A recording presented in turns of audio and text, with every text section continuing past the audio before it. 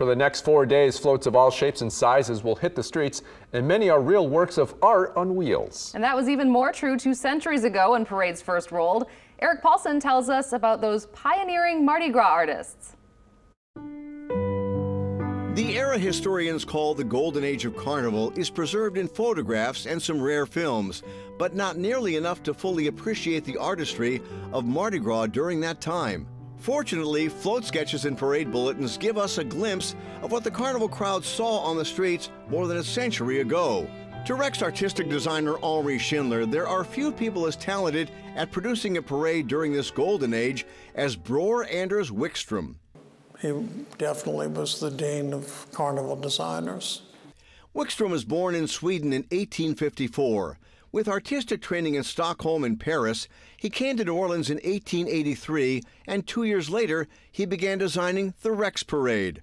But the job involved more than just floats.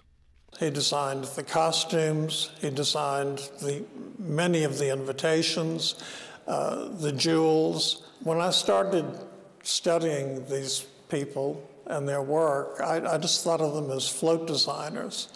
But the more I got into it, the more I realized they were production designers. Wikström is the focus of an exhibit at the New Orleans Museum of Art on view through April 1st.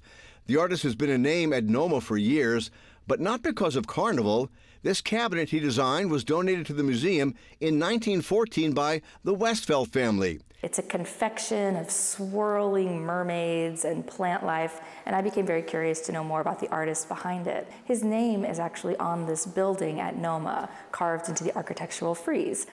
Wikström's carnival history includes designing Rex parades from 1885 to 1905 and Proteus from 1900 until his death in 1909.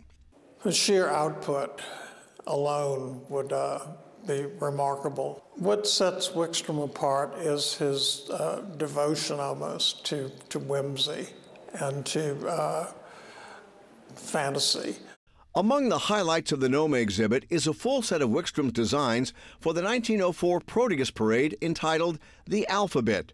Even rarer is a bound volume of his sketches for the 1910 Rex Parade, titled The Freaks of Fable. A young man named Phil Biondolo salvaged these from literally a trash heap on St. Charles Avenue. His mother was emptying the contents of a mansion they had just purchased. The sketches, along with other examples of Wikström's works, are preserved at Tulane University. They're invaluable tools for researchers, but more than that, they show that when it comes to Carnival, the more things change, the more things, thankfully, stay the same.